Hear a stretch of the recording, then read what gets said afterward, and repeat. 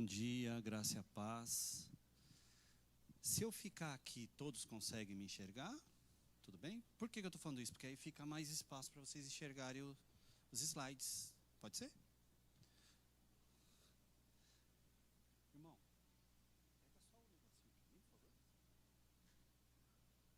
por favor. Muito obrigado, viu?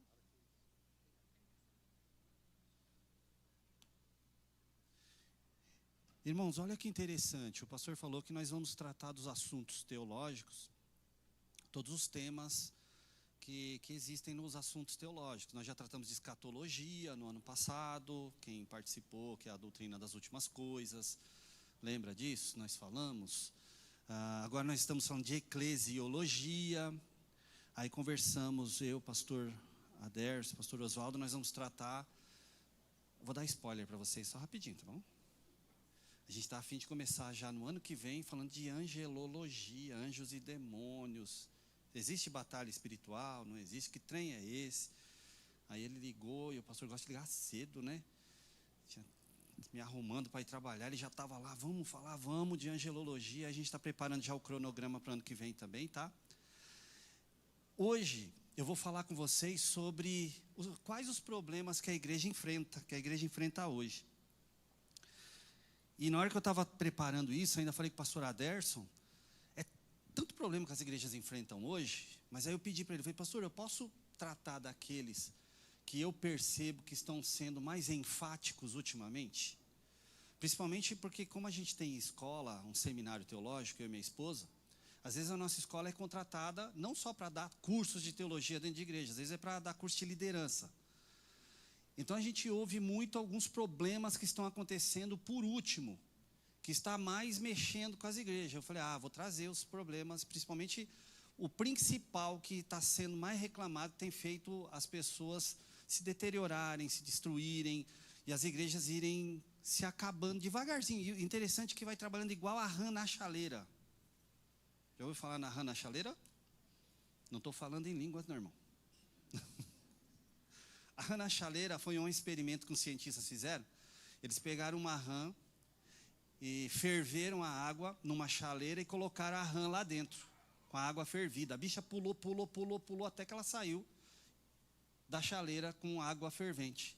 Aí eles fizeram um segundo experimento.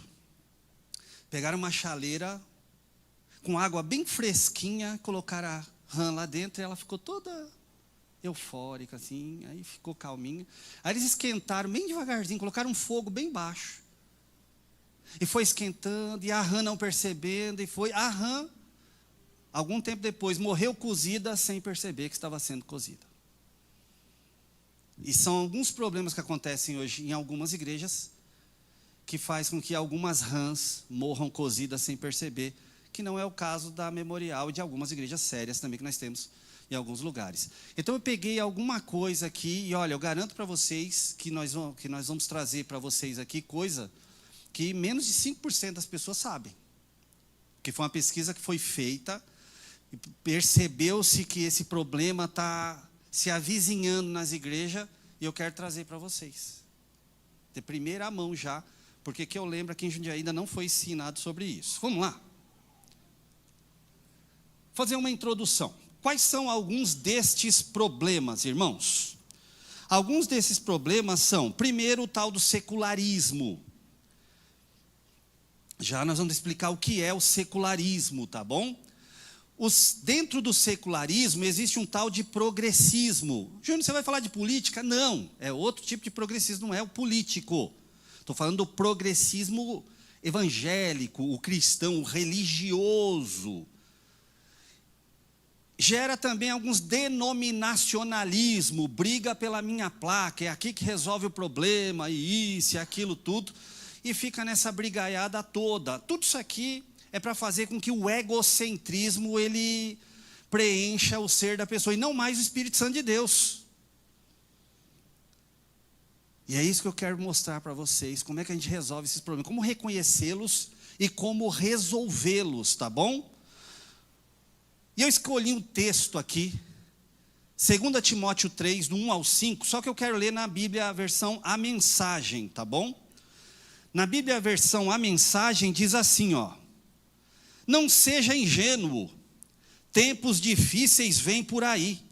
À medida que o fim se aproxima, os homens vão se tornando egocêntricos, loucos por dinheiro, fanfarrões, arrogantes, profanos, sem respeito para com os pais, cruéis, grosseiros, interesseiros sem escrúpulos, irredutíveis, caluniadores, sem autocontrole, selvagens, cínicos, traiçoeiros, impiedosos, vazios, viciados em sexo e alérgicos a Deus. Eles vão fazer da religião um espetáculo, mas nos bastidores se comportam como animais. Fique longe deles.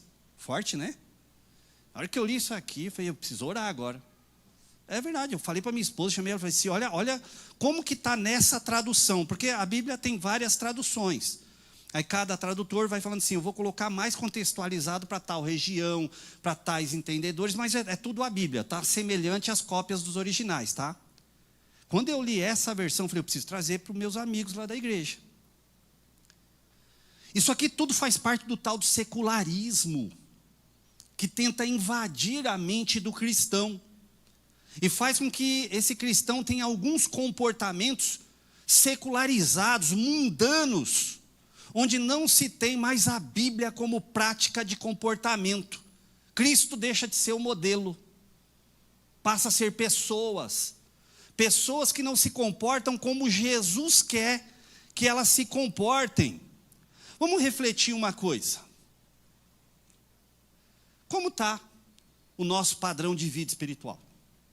Não precisa responder alto não, fica cegado que eu não vou até você não. Como é que está o meu padrão de vida espiritual? Quem é o meu modelo? Gospel, onde eu olho e falo assim, o meu padrão, depois aí das últimas eleições, a frase, aquele me representa. Pegou, né? Pegou até na igreja, né? Olha, gente, eu acho que quem me representa tem que ser Jesus.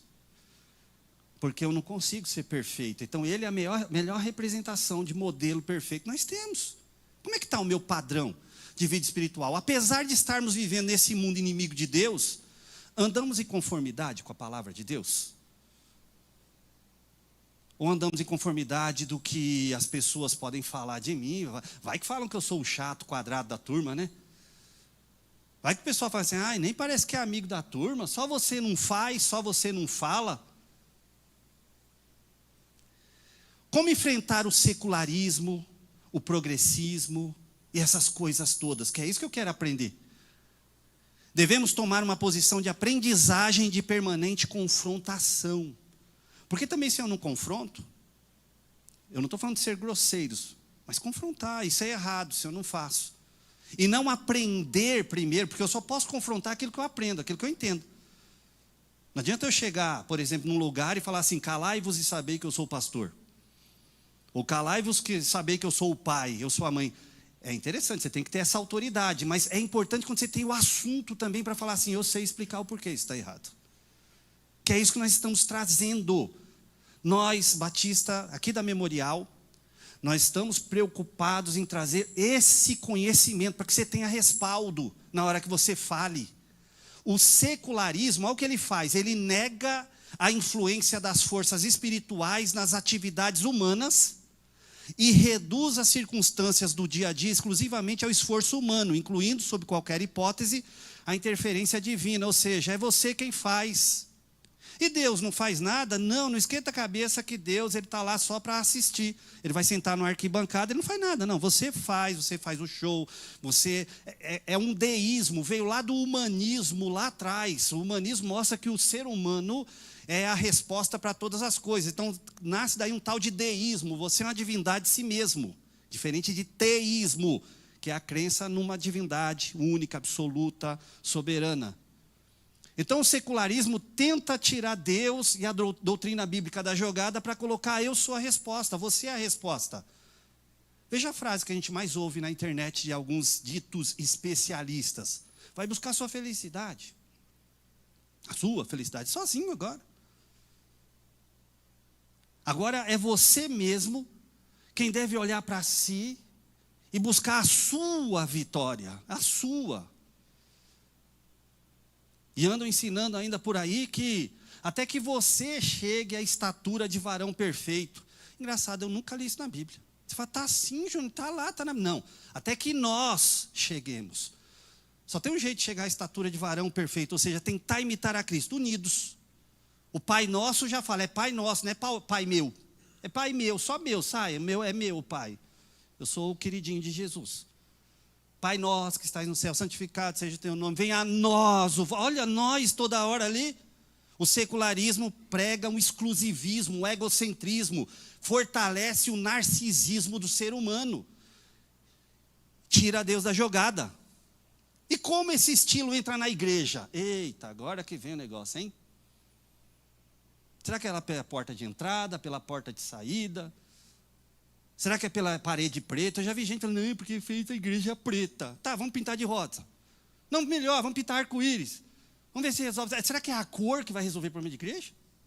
Conheço igreja branca. Eu conheço igreja branquinha, com luzes assim que chega ofusca as vistas. Mas a essência é carnalidade pura. E agora, é a cor da parede que está fazendo diferença? Como é que esses negócios entram na igreja para atrapalhar? Através de alguns meios. Primeiro, teologia liberal. Já ouviu falar em teologia liberal? Eu sei que os teólogos da teologia liberal falam, não, eu não concordo. Tudo bem. Um dia você defenda a sua tese, eu estou defendendo a minha. Eu já estudei em faculdade de teologia liberal. Já estudei. Do jeito que já estudei também em faculdade de teologia conservadora. Já vou mostrar o que a teologia liberal fez. Por exemplo, ela ajudou o cristianismo progressivo ou progressista a se estabelecer nas igrejas. Júnior, mas eu quero entender, calma que já eu vou te explicar. Que aí gerou a tal da teologia da hipergraça. Quando eu falo teologia da hipergraça, não estou falando do grego huper haris, que é a graça que é grande, maravilhosa. É uma hipergraça de uma forma onde você acha que, não, mas Deus não vai falar que eu estou errado. Você acha que Deus vai me chatear? Deus não pode falar que eu peco. Eu não peco. É uma honra para Deus eu estar na igreja. Porque, afinal de contas, é uma honra para Ele ver eu pregando, ensinando, cantando. É uma honra para Ele ou eu devo honrar Ele? A hipergraça prega o contrário, ensina o contrário. E o pior é que não é nem uma doutrina bem formulada, é só uma ideologia que invade e fica nos bastidores. E é por isso que quando você vai falar para alguém da teologia da progressista ou da hipergraça, eu já tentei fazer isso, é tão complexo, você fala, sabia que vocês estão seguindo progressismo, hipergraça? Não, eu nem conheço isso, esse é o perigo. Pior do que não conhecer, pior do que fazer a coisa errada, é não conhecer o que está fazendo. Vamos falar da teologia liberal?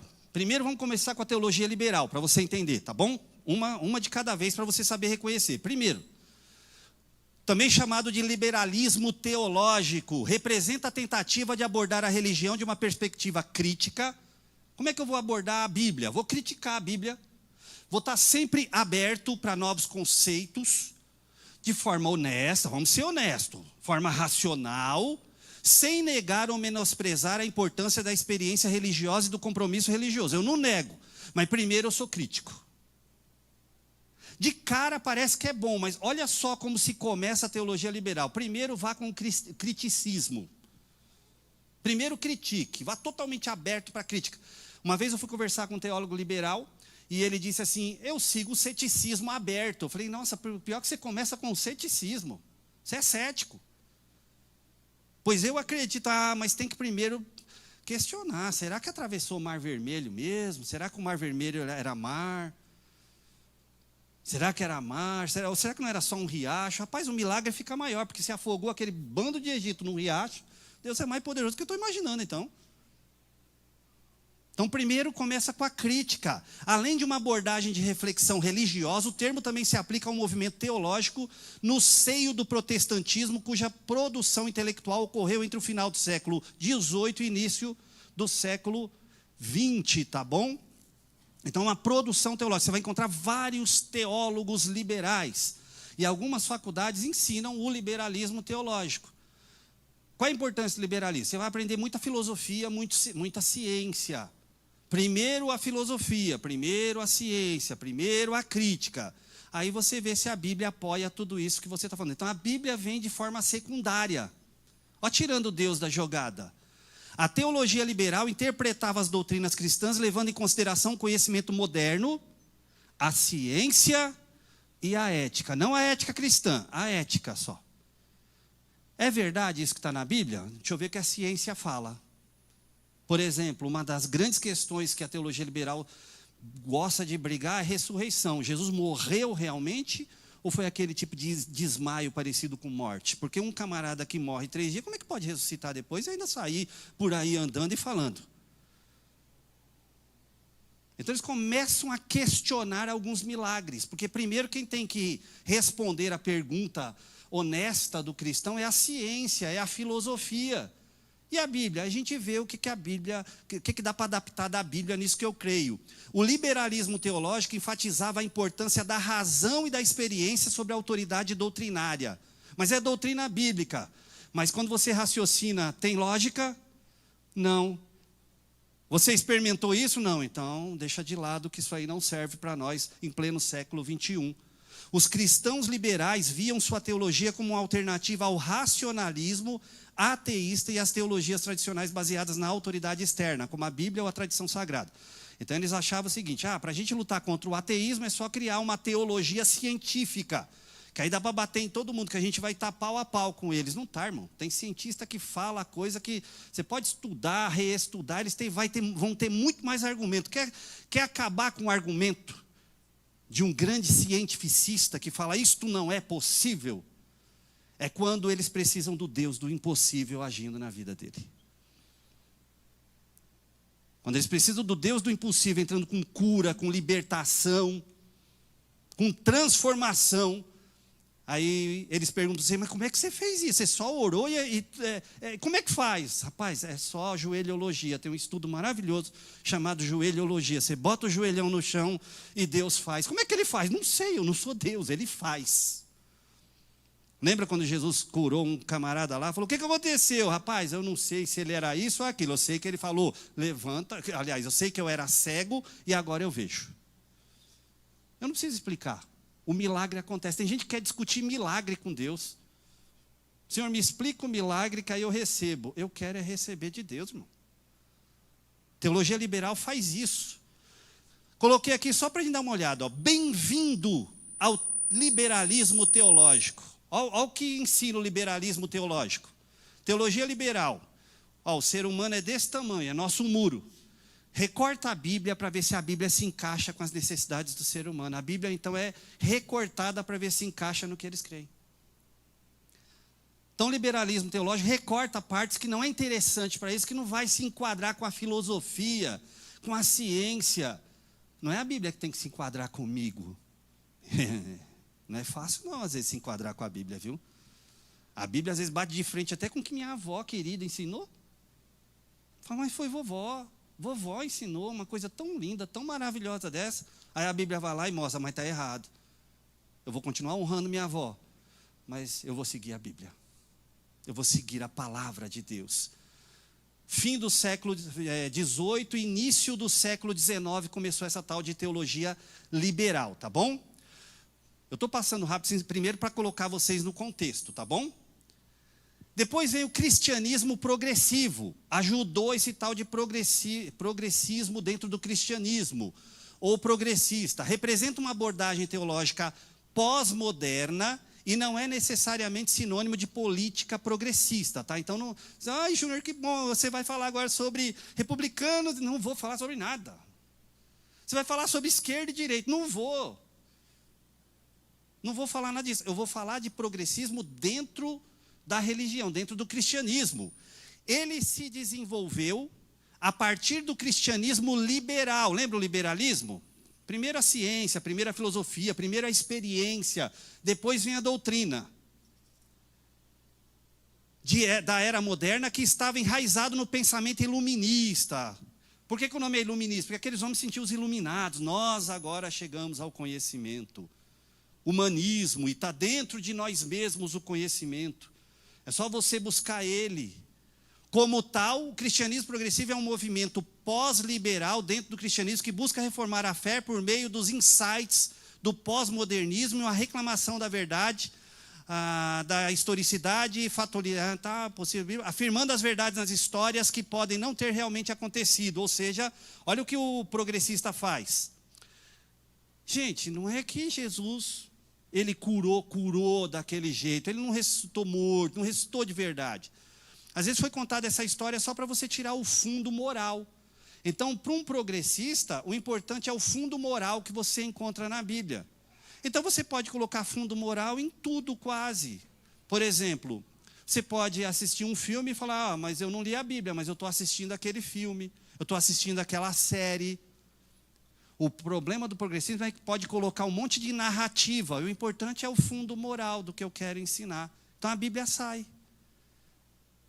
A Bíblia sai de lado, porque aí nos fundos morais, que eu posso pegar de várias outras fontes, eu posso chegar num ponto onde tem um pouco também da crença daquele outro camarada. Ele vai moldando a cabeça das pessoas. Sabe quem mais sofre com isso? As crianças. As nossas crianças.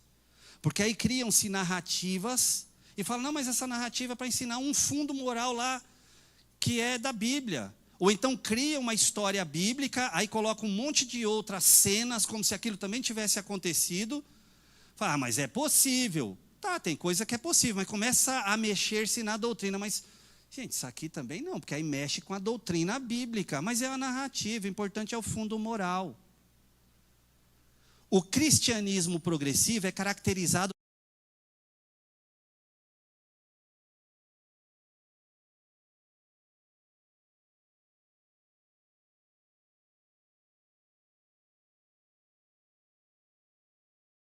Greenpeace Gospel. Não, vamos olhar para as coisas aqui da terra, vamos cuidar do urso panda que está morrendo. Gente, teve uma vez que eu estava numa igreja que tinha um pessoalzinho progressista lá, e a gente preocupado demais por causa de algumas coisas que estavam acontecendo no seio das famílias, e acontecendo problema, e a gente começou ali um semestre a favor da família, para lutar contra os divórcios que estavam aumentando, lutar contra várias coisas lá. Aí um progressista lá levantou e falou assim, eu gostaria também de pedir oração nesse semestre, por favor, por causa das baleias do não sei onde, que as baleias, rapaz, vai lá nas baleias você, então. E ele ficou bravo, ele falou, irmão, é pela família. Mas então, as famílias das baleias, não, irmão, pelo amor de Deus. Depois a gente pensa nas baleias, vamos orar pela criação de Deus. E o camarada a gente preocupa com as famílias nossas ali, no dia a dia, os problemas reais que a gente está vivendo, e ele querendo cuidar das baleias. Ele nunca viu uma baleia na vida. Isso é progressismo. Os cristãos progressistas têm uma crença profunda na centralidade da instrução de amar uns aos outros dentro dos ensinamentos de Jesus Cristo. Júnior, mas não está certo? Sim, mas para eles Jesus é só amor. Só há um atributo para Deus, amor. Mas e justiça? Não, não fala de justiça que dá até medo. Mas tem outros atributos, santidade. Não, fala de amor, Deus ama. Aí eles fazem assim, ó. Como é que é? Faz assim, coraçãozinho. Né? Não estou falando para você não assistir esses treinos, não. Só falando. Aí começa a usar esse monte de símbolo, como se Jesus fosse só amor. Isso leva a um foco na promoção de valores como compaixão, justiça, misericórdia e tolerância, muitas vezes por meio de ativismo político. É por isso que os progressistas têm mais facilidade de crer em ideologias políticas que não são tão bíblicas, que começam a apoiar aborto e outras coisas mais, feminismo. Porque aí começa a questão de, não, mas é inclusão, tem que ser mais inclusivo. Embora proeminente, o movimento não é de forma alguma o único movimento significativo do pensamento progressista entre os cristãos. Tem outros pensamentos, é que eu estou mostrando os principais, tá bom? A grande pergunta que eu quero deixar aqui é, conservador ou progressista, o que é melhor? Eu sei que tem que tomar uma decisão. Bem-vindo ao progressismo teológico. Começa com a frieza.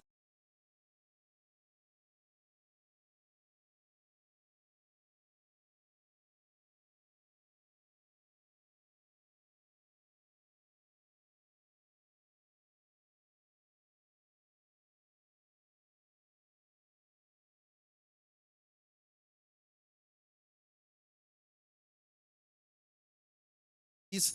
É relativo, depende da pessoa. Aí começam inovações e modismos religiosos, você fala, mas a Bíblia não fala que é assim não, mas é uma coisa nova. É uma moda nova. Aí começa a vaidade, o ego começa a crescer, e daí por diante, esquece-se da Bíblia.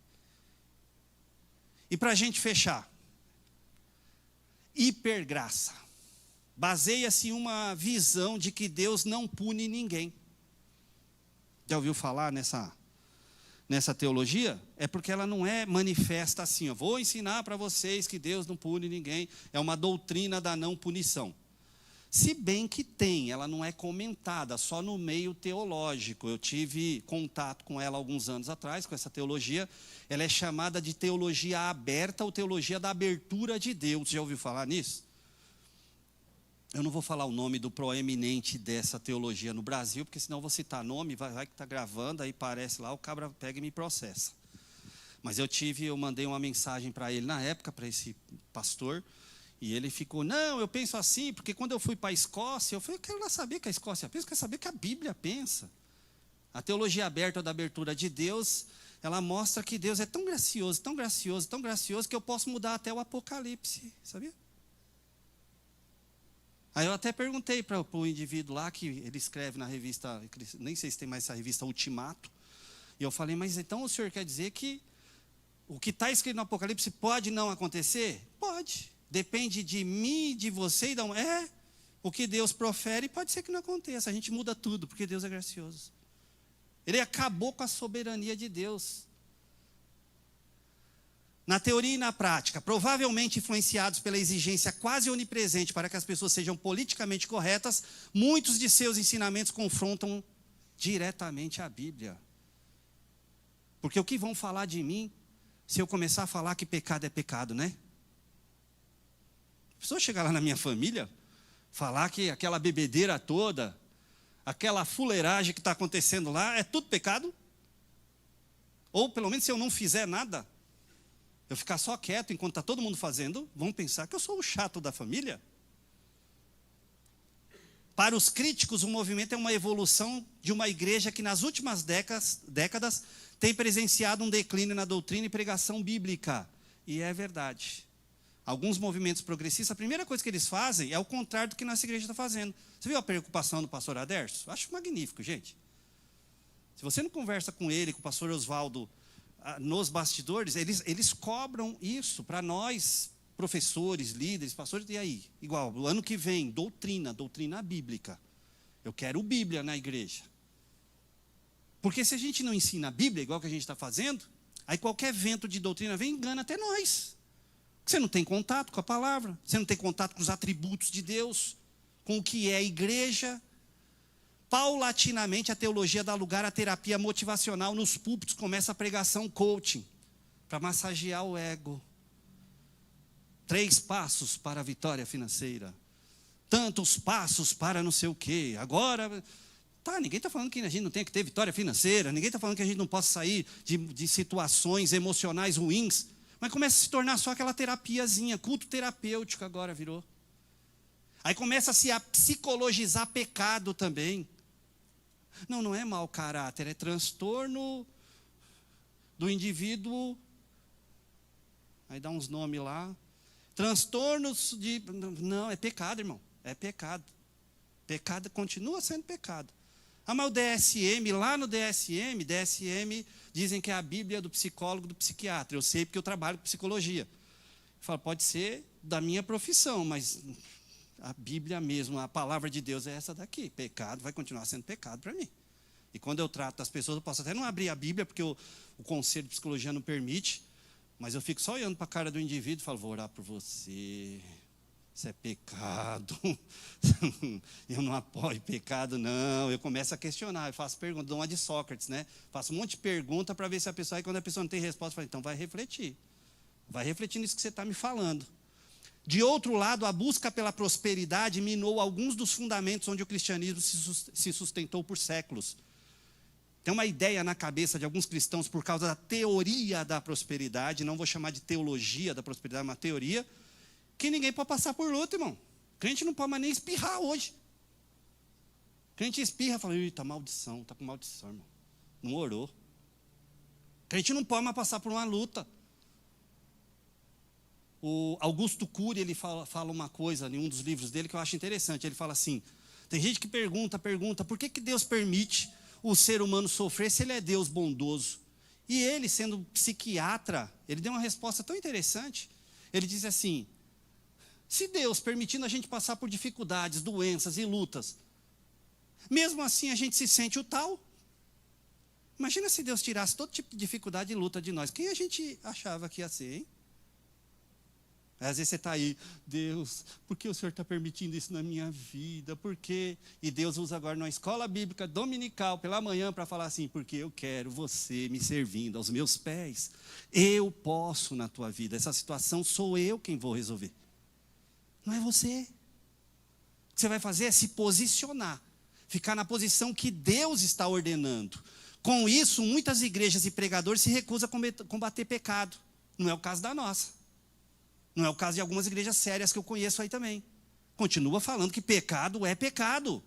Raramente se menciona a necessidade de arrependimento ou nem se fala sobre temas como inferno, julgamento. Não.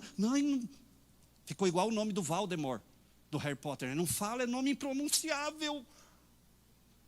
Não fala mais o nome Satanás, não fala mais inferno, é impronunciável. Bom, quem mais falou sobre inferno na Bíblia foi Jesus. Dá uma olhada depois, dá uma lida lá no Novo Testamento, você vai ver lá, principalmente os 4 evangelhos, quem mais falou de inferno foi Jesus. Sobre julgamento foi Jesus. Muitas dessas igrejas permitem que seus líderes vivam sem se preocupar em prestar contas, mesmo que claramente estejam distantes do que se espera deles. Porque é Deus quem me usa, é Deus quem está me mostrando, ninguém pode falar nada contra mim, acabou. Diferente de igrejas sérias como a nossa, como algumas que nós conhecemos, onde nós temos lideranças, professores, pastores que conversam entre si, se corrigem quando necessário, para que possamos juntos crescer. Então, irmão, quando você vê eu no erro, eu vou te pedir um favor, tá bom? Você pode fazer um favor para mim? Você vem falar comigo? Vem. Ô, irmão, faz isso não, irmão. Faz isso não, está errado. Que eu prometo que eu também vou falar para você com todo carinho, tá? Não vou te esculachar, como fala no exército, quando eu servir. Vai estar esculachando. Não vou esculachar você, não. Irmão, não faça isso, não. Vamos se acertar com Cristo. Obviamente, os líderes que integram esse movimento não admitirão que pertence ao movimento da hipergraça e daí por diante, tá bom? Afinal, não se trata de um movimento organizado, mas sua existência e influência tem crescido através de literatura cristã que enfatiza o sucesso pessoal e eclesiástico. Sua vida é sempre um sucesso, nunca vai ter derrota. Por quê? Porque Deus é todo graça, Deus é todo gracioso. Possivelmente, eles não usam o termo e dirão que chegaram a essas conclusões sozinhos, tá bom? Não, foi Deus que me revelou, uma revelação novinha. Mas e aquela revelação que já está na Bíblia? Não, irmão, mas eu recebi uma nova. É por isso que, normalmente, a hipergraça, eles têm um personagem chamado Deus Gracinha. É todo gracioso, é um Deus que é só amor. Ele nunca vai falar mal que a pessoa cometeu um erro, nem nada. Ó. Bem-vindo à teologia da hipergraça. Você não está ouvindo nada, você não tem que ouvir nada que os outros falam. Deixa os outros falar o que quiser. Você não viu nada, tá bom? Mas o irmão lá está tendo uma vida toda... Não fala nada. Não ouça, não fale, não veja, fica calado. O importante é a gente estar aqui, estar junto. Vou falar igual uma pessoa que eu conheci, seguidora da hipergraça. Uma vez eu fui lá e falei, e é interessante quando eu falo dessas pessoas, eu não vou me meter não, tá? É interessante que eles contratam às vezes para fazer alguma coisa na igreja deles, alguma coisa, falar ajuda para entendermos a visão, o que está acontecendo. Aí você fala para a pessoa, não, eu não. Aí essa pessoa ainda da hipergraça, chegou lá no dia que eu estava, ainda fiz uma correção, falei, está errado isso aí que vocês estão fazendo, vocês estão entrando num movimento errado, aí não está certo não, hein? Ainda a pessoa falou assim, quer nem saber, pessoal, só vem. Eu falei, só vem. Vai não, povo. Então, cuidado com esse movimento. Aproximadamente metade do século XX se espalhou atualmente. Teve um movimento que eu conheci faz 3 anos atrás da hipergraça, eu não vou citar o nome não, tá bom? Porque senão eu vou expor uma igreja e um grupo de pessoas. Eles estão juntando agora uma galerinha. Aí você se junta lá com a liderança, lá com uma das lideranças. Eles usam técnicas de hipnose. Aí você vai lá, hipnotizado. Aí eles fazem assim, eu vou contar até 3. Eu falo porque eu vi isso acontecendo, tá bom? Vou contar até 3. E você vai imaginar o Espírito Santo saindo daquela porta, com o olho fechado. 1, 2, 3, pá, imagina um rosto para ele, um tamanho. Viu como que é ele? Aí ele começa a dizer, ele é grande, ele é magrinho, ele tem um cabelo ralinho. Aí começa a dizer, nossa, esse é o teu Espírito Santo. Olha o que eles ensinam. E eu lá, olhando aquilo, as unhas já assim, eu tenho gastrite nervosa, irmão. E a gastrite começou, eu falei, cadê o meu prazol, pantoprazol, deixei tudo em casa. E eu vendo aquilo, eu falei, não, Jesus, pior que não posso falar nada ainda. Então, agora, imagina ele falando com você e colocou um Espírito Santo particular, personalizado. Teve um lá que chegou com uma jaqueta de couro, um cabelo punk. Eu falei, nossa, que Espírito Santo maluco esse, né? Cada um enxergava o seu. E o legal é que a pessoa saía feliz. Gente, o meu Espírito Santo, deixa eu contar. Teve gente que falou um negócio que eu fiquei tão preocupado, foi um rapaz. Ô Silas, tá gravando? Ah, tá. Eu vou falar com cuidado. Que ele falou assim, irmãos, o meu Espírito Santo, ele tinha um vestido de princesa. E ele fez assim. E ele rodava e o vestido rodava junto. Eu falei, Jesus, é Espírito Santo. Então, né? Agora tem Elo, né? Então tem que trocar, tem que colocar pronomes neutros agora também no Espírito Santo. Gente, isso tudo vem dessas coisas ruins que não segue mais a Bíblia. Qual é a natureza do secularismo, gente? Tem como proposta a rejeição da forma de fé mais conservadora, mais tradicional. A hemonótis é coisa do passado. Às vezes nega a fé e a devoção cristã bíblica, porque o importante é só coisa nova, é só coisa nova. Gente, é maravilhoso coisa nova. Eu não sei você, eu estou maravilhado com tanta coisa nova aqui na igreja. Eu estou maravilhado. Eu fui assistir o culto nosso pela internet. Gente, como está gostoso assistir. O foco está lá e a câmera vem para cá, a câmera vem para lá, e o povo canta, e o povo... Gente, que coisa maravilhosa. Como Deus é bom, permitindo o ser humano chegar a tanta tecnologia e a igreja poder usufruir da tecnologia. Mas ao mesmo tempo eu lembro, mas tem pastor Adércio e pastor Osvaldo. Osvaldo, é porque é Adércio ao invés de Adelso, desculpa pastor. É que eu pensava que o nome dos dois, quando eu passei para cá, eu pensei que era Adelson e Osvaldo. Eu falei assim, eu acho que como o pessoal de Jundiaí deve falar o R puxado, aí chama um de Adércio, o outro deve ser Osvaldo. Ainda bem que eu não chamei ele de Osvaldo, senão... Mas o interessante é isso, nós temos a tecnologia, nós somos uma igreja que está usufruindo da tecnologia. Mas não vem você pensando que a gente não vai falar que pecado é pecado, não, viu? A gente segue o conservadorismo de pecado é pecado, continua sendo, viu? Pecado é pecado. Tradição versus tradicionalismo. Tradição, irmãos, olha que lindo. É aquilo que mesmo acontecendo sempre, tem o poder de surpreender e ao mesmo tempo de reforçar a verdade já revelada. Por exemplo, você vem para o culto de ceia, você viu? Você comeu aí uma bolachinha parecendo um pão? Não adianta você vir no próximo assim, o pastor modernizou, vai dar brigadeiro. Próxima vez. A gente vai comer brigadeiro. Jesus ofereceu o brigadeiro dele para nós. Não vai não, irmão. Não espere ao invés de suco de uva da próxima vez, ele vai dar Sprite. Não, melhor. Vai dar uma Fanta uva para ficar... Mas não vai, irmão. Vai continuar sendo suco da uva. Não vai ter outro tipo de bebida. A ceia vai continuar em memória de Cristo. Tradição é isso que funciona. Que não é modernizar a tradição que vai fazer com que o Espírito Santo... Não, mas é modernizar alguns meios de comunicação para que a fé continue sendo pregada de forma mais clara, mais específica e objetiva para as pessoas.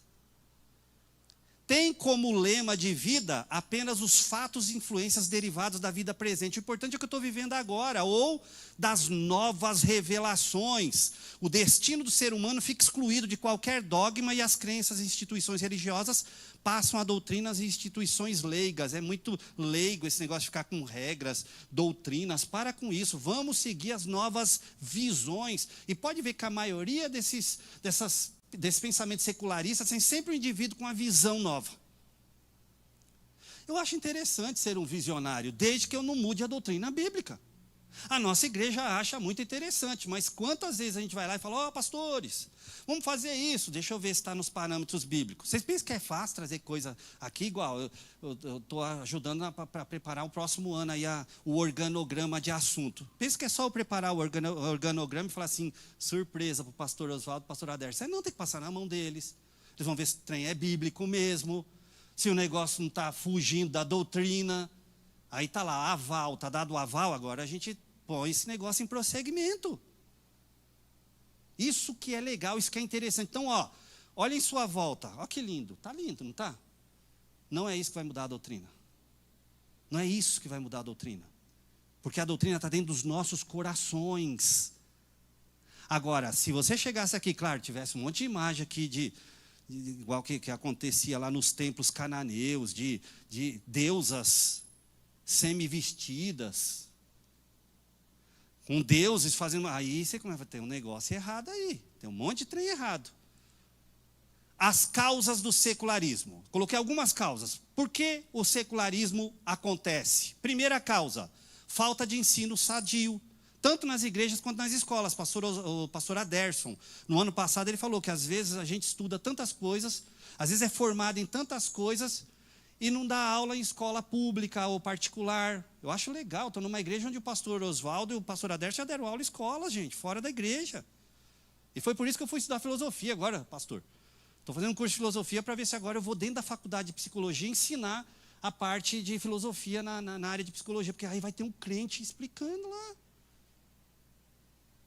Então, falta de ensinamento. Nossa igreja não tem, nossa igreja tem ensinamento. Tem pastores que são formados em áreas também aí para ajudar, até mesmo nesse conhecimento além da Bíblia. Narcisismo desenfreado, o humanismo também causa secularismo, teorias de prosperidade, de preferencialismos divino. Deus gosta de nós porque nós somos os queridinhos especiais. Denominacionalismo é a minha denominação que é a boa, é a melhor, a dos outros é tudo ruim. Ideologias, sejam elas filosóficas, políticas, a parte da Bíblia. Isso gera secularismo. E por último, hedonismo, prazer pelo prazer. Gente, pode ter certeza, quando você participa de uma confraternização aqui, ou de um outro tipo de situação onde você vai se divertir, quando vai lá no acampamento, coisa maravilhosa quando a gente vai no acampamento, lá o dia da família lá, pode ter certeza que não é o prazer pelo prazer não, te garanto.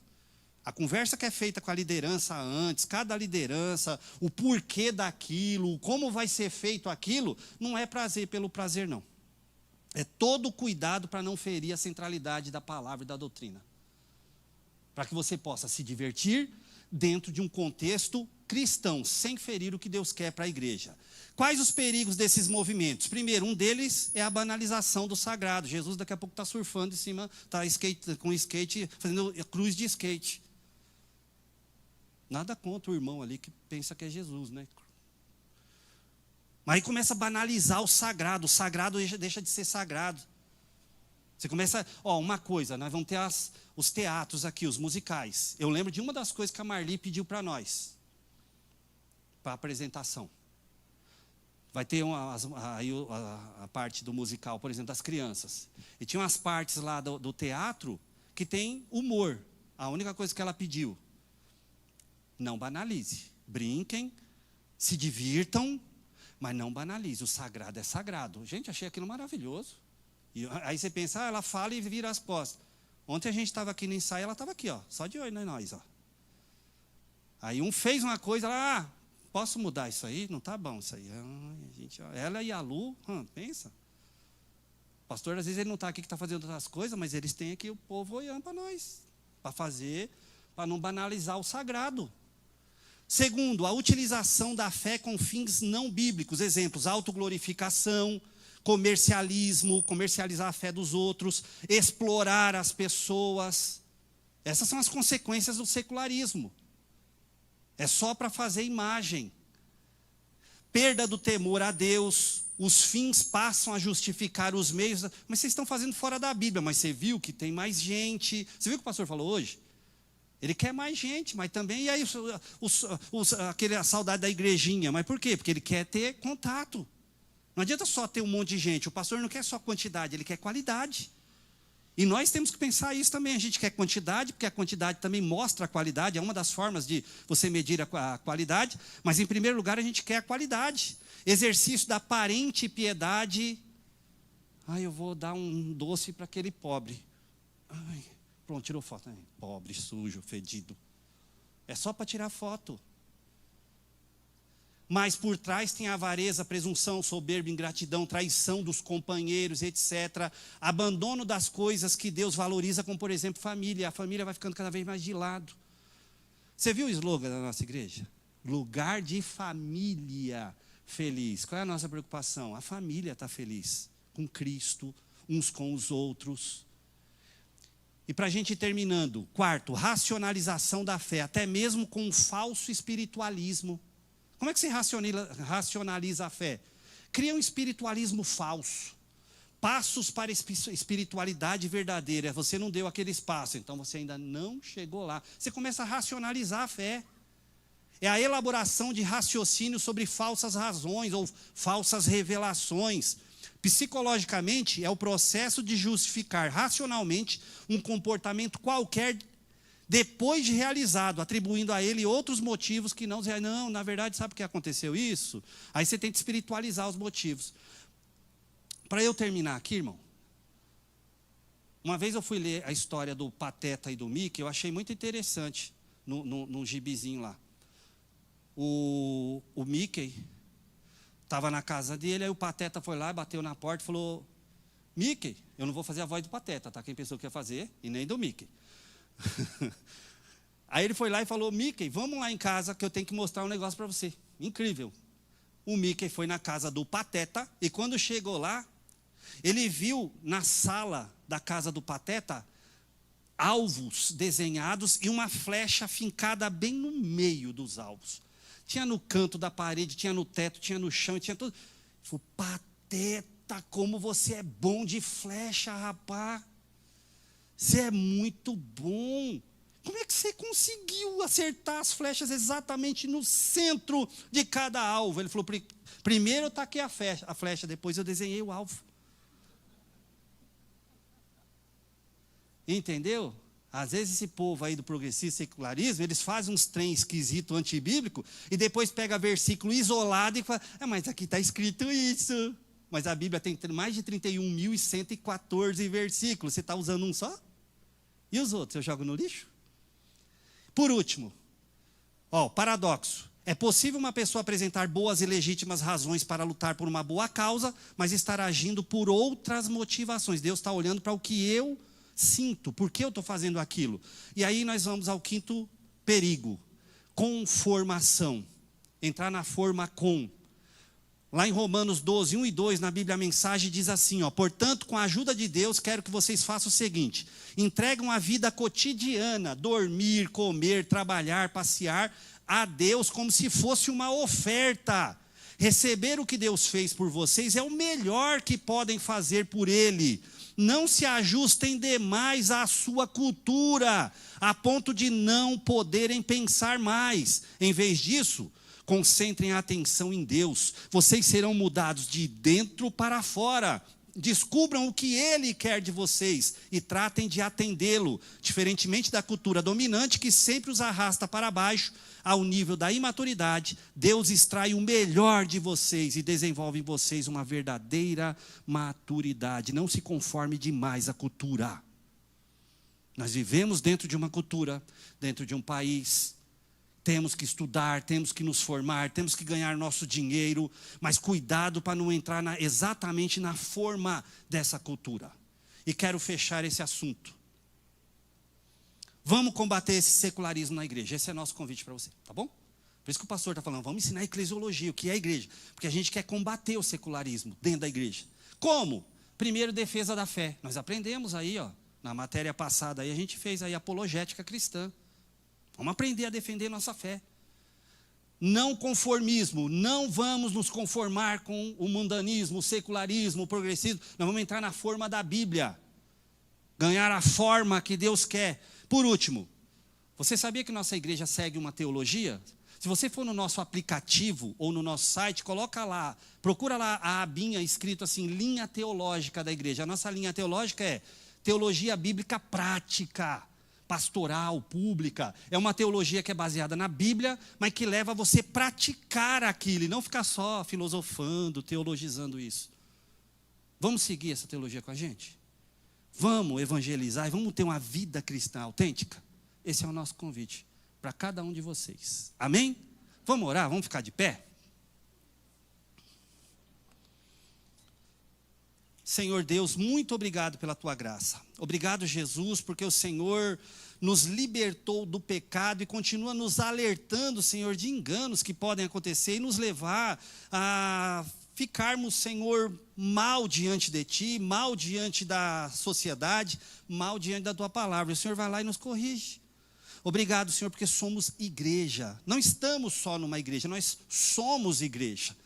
Estamos aqui juntos, meu Pai, para que possamos aprender o teu querer e viver esse teu querer na prática. Que o Senhor possa nos moldar, conforme o Senhor fez lá em Jeremias 18, como vasos nas tuas mãos. Leva-nos agora para a nossa casa, Senhor, debaixo da tua paz, da tua graça, da tua proteção, que possamos ter um domingo para honrar e glorificar o teu nome, e que possamos também, Senhor, usufruir deste dia para ser bênção na vida das pessoas. É o que nós te pedimos, Pai, em o nome de Jesus. Amém. Que Deus abençoe sua vida e sua família.